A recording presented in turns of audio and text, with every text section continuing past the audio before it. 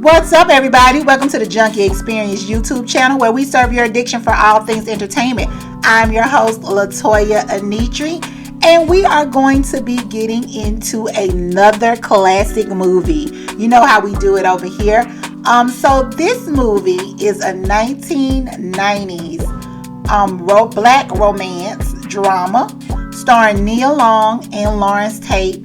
And it's kind of like a love at first sight story where the couple face major ups and downs, and they almost don't make it. So we're going to be talking about 1997's Love Jones. All right, let's get into it. So Love Jones was written and directed by Theodore Witcher. This was Witcher's only project this was his first and last project that he actually wrote and directed. So I'm not sure what happened with that whole thing, whether it was just, the machine of Hollywood, or whether, he just didn't want to do it anymore. But this was his first and last. And I think, to me, it turned out good. Like, the movie was great, when it comes to, the directing and, some of the storytelling and things like that. But we're going to talk about Love Jones today to just see how it holds up. Like, it's actually 25 years old right now, so we're gonna see if it has held up over the years. So let's get into it. But we're gonna do things a little bit different on this. We're going to talk about the good and the bad of the movie from my perspective. So I got some good facts and I got some bad facts. So what you want first, the good facts or the bad facts? All right, I'm gonna pick it for you. We're gonna talk about the good first. All right, so Love Jones was actually written with Jada Pinkett Smith in mind as the character Nina Mosley, but Jada passed on it. So Theodore Witcher had seen Jada on A Different World, and he thought that she would be perfect for the role of Nina Mosley in this movie. But when it was given to her, when it was presented to her, she was just like, she didn't want to do it. So the torch was then passed to Nia Long, and I think Nia did a phenomenal job with this. Beautiful girl, great acting, because she was younger at the time. So yeah, beautiful girl, great acting. She did absolutely great with the role. All right, so the next good fact about Love Jones is that the soundtrack, y'all, the soundtrack was amazing. Like, this was during an era where movies had amazing soundtracks, especially when you're talking about like the black movies and things like that, because that's what I remember, what I grew up on. So those soundtracks was everything. Like, you wanted the soundtrack. It was so common for us to like go to the record store, and I'm dating myself right now, but go to the record store, grab the soundtrack, and just listen and vibe off the soundtrack. Like, grab that CD and pop it in, and you were like in your zone or whatever. But yeah, Love Jones had a great soundtrack that kind of helped introduce us to newcomer at the time, Maxwell, with the sultry, sexy version of his Something Something, that song Something Something, where in this movie they actually slowed it down and made it more sexual and things like that. So yeah, that kind of introduced us, because Maxwell was a new artist at that point, like in the late 90s. Also, we got a chance to hear Lauryn Hill, The Sweetest Thing, which is, Lauryn Hill was unmatched at that time, at the height of her career. And Dionne Farris, who used to be in the group, oh my God, I want to say Digital Planets, but it is not Digital Planets, it is Arrested Development. So yes, Dionne Farris, who used to be in Arrested Development, with her hit and her sultry single Hopeless, was some of the tracks on this soundtrack, and it was just an amazing piece of work. Next up, the next good fact about Love Jones is that it introduced us to the black spoken word scene.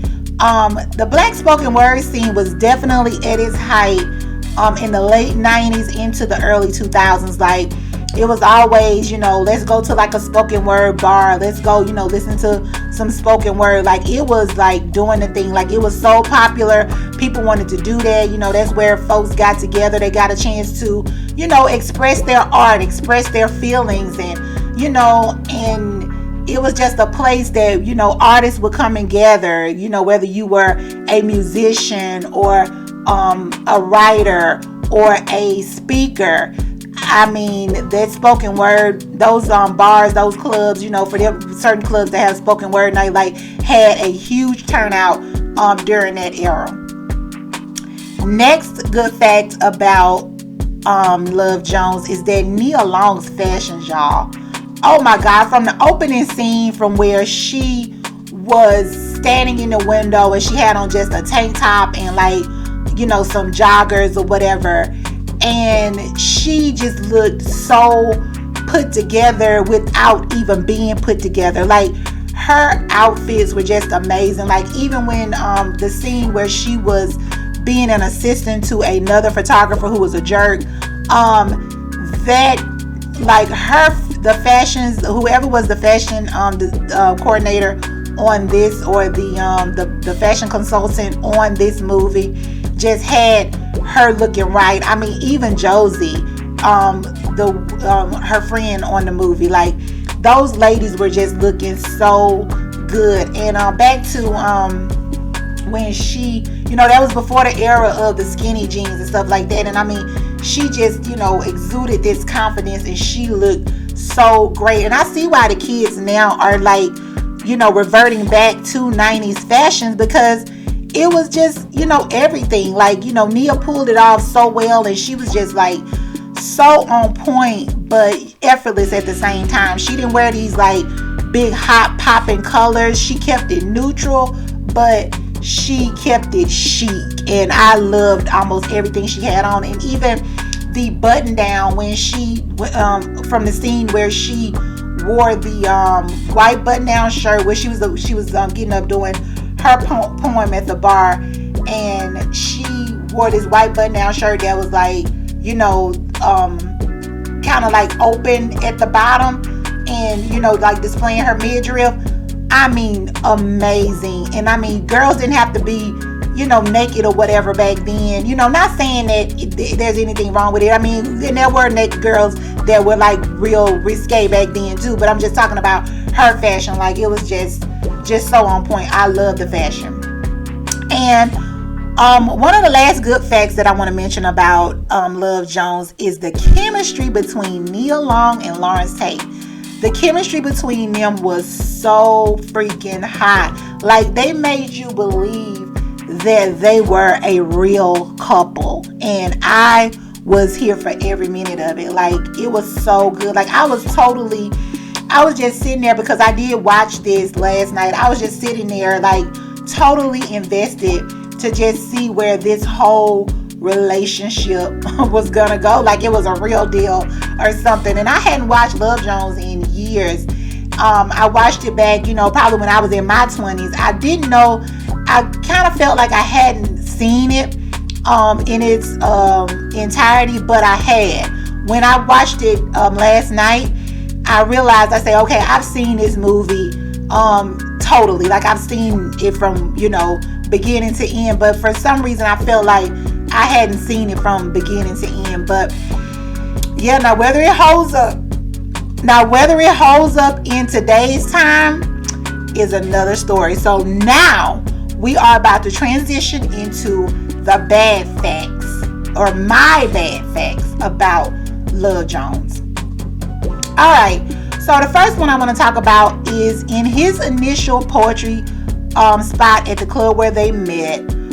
Darius, the character played by Larenz Tate, kind of gave the vibe that he was looking at Nina like, she was a sex object, and it was almost like the poem that he, wrote about her. Like, he had only met her like 5 minutes beforehand, but he wrote a poem about her that was like really, talking about sex, and how he wanted to, sex her up or whatever. That was the thing back then, sexing somebody up.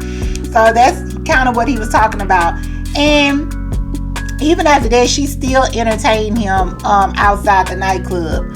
Yeah, that was a little much to me. That was one of my bad facts. So my next bad fact is that Darius gave off some stalker behavior, y'all. Like, he was like stalking this girl. Like, she, didn't give him her contact information, even outside the club after she had met him the night before. She went to the record store to, grab her a CD or whatever. I think she said she wanted to pick up an Isley Brothers CD. And so she was looking for that. And she ended up buying some other things. And she wrote a check. Because, back then people wrote paper checks. So she wrote a paper check. His friend Sheila, I want to say the girl's name was Sheila. Yeah, his friend Sheila. She was, running the record shop at the time. Larenz Tate came in. He spotted Nina in there. Larenz Tate's character, so we're gonna say Darius. So Darius spotted Nina in the store, and he came in trying to woo her or whatever with his choice of music, letting her listen to like some things that he liked and all that kind of stuff. But she was feeling him, but she wasn't feeling him enough to give him her information. Why did Darius take the check, after Sheila told him that she wasn't going to let him take the check to get Nina's information off of there?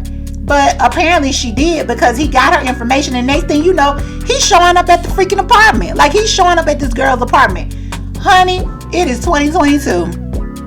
That would not happen today, or if it does happen today, you can just look out, because I'm telling you that stalker behavior, that was crazy. That was some serious stalker behavior. So he got her address, showed up at her house, and then she let him in. I'm like, she lets him in the house, in her apartment.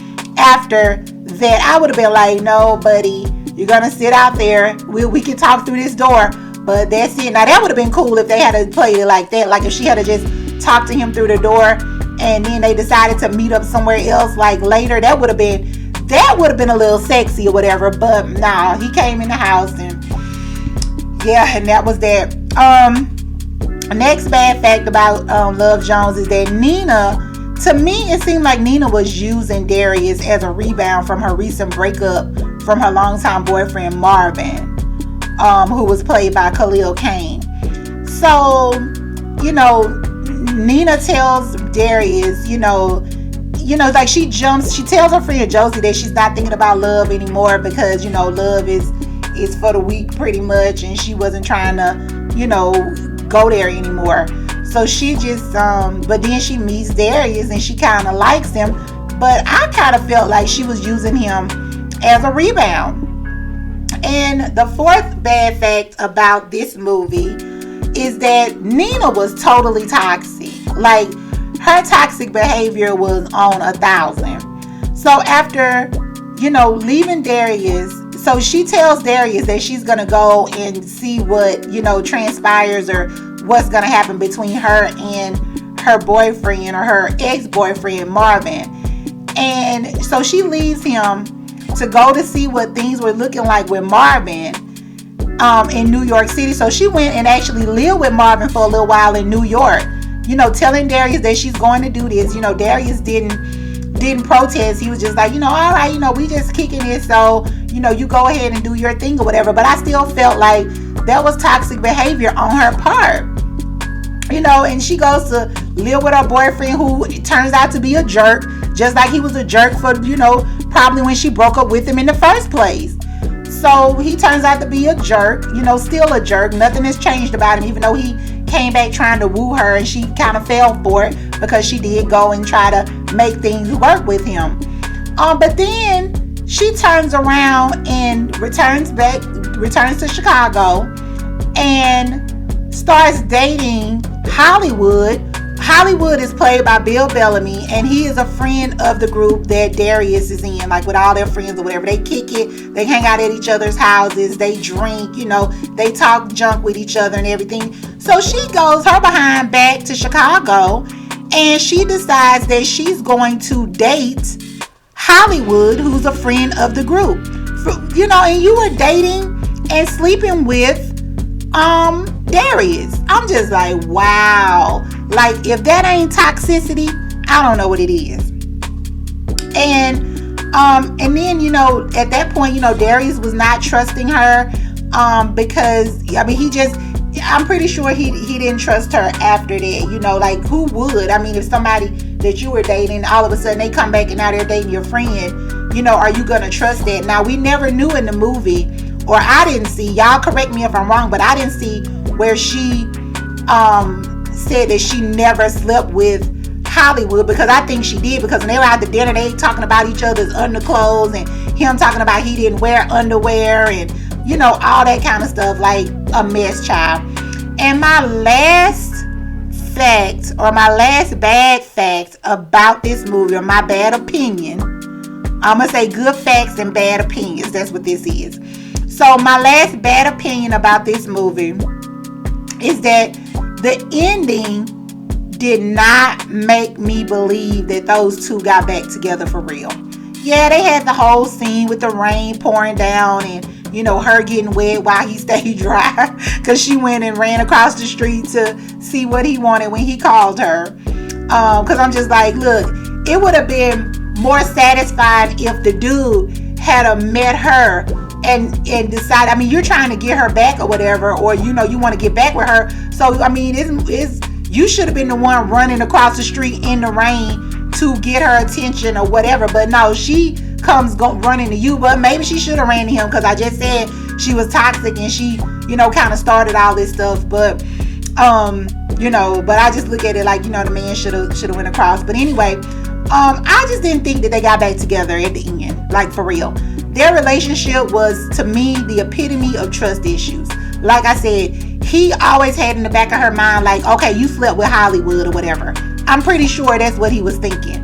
Then in the beginning, he couldn't even tell her his true feelings. I'm like, okay, so you go as far as stalking this lady, where she could have called the cops on you, but you cannot tell her when you guys are in the moment, y'all just got through having some mind-blowing sex or whatnot, and you cannot tell her that you have a problem with her going back to see if she can make things work with her ex. You know, and that's the problem. Like, it was too many games being played. Like when she was talking to Josie about, you know, him saying like, oh, well, I'm gonna, you know, if he protests or if he, you know, flips out, then I won't go. But if he's chill about it and he's like, you know, okay, go ahead about your business, then, you know, that's what made her make the decision of whether she was gonna go back and try to make things work with Marvin. Again, trust issues and games, just too many of them. And then, like I said, her committing one of the worst relationship sins, dating someone in her ex's friend group. Like I said, Darius didn't trust her, because in his mind, you know, he's gonna always be thinking that she slept with Hollywood. Because I mean, as big of a jerk as Hollywood was, he's not gonna tell him any different. He gonna let him know. I mean, and he did let him know. He said that they were, you know, messing around. So I'm like, you let the friend hit it, now you coming back to him. I'm just like, nah, I ain't here for this. Y'all can call me old fashioned or whatever, but nah, that's just something I would not do. But that is how I felt about the movie Love Jones. It was a good movie. The cinematography was great. It was beautiful. Like, we had these shots, you know, of course, like in the rain and, you know, with them on the motorcycle and, you know, all these beautiful shots with the muted colors. It was gorgeous. But, you know, it had its eye. Whether it holds up in today's time, probably not so much. But, you know, it's definitely worth watching. You know, I would say, you know, to a younger person, like, yeah, definitely check it out. You know, let me know what you think about it. But that is my take on the 1997 romance drama Love Jones, starring Larenz Tate and Nia Long. So if there was something that I didn't mention in here, feel free to drop down in the comments. You know, leave your opinion. Correct me on something. If you feel I'm wrong about it, let me know. But again, I just want to say thank you guys for watching on the Junkie Xperience YouTube channel. Make sure you comment, like, and subscribe.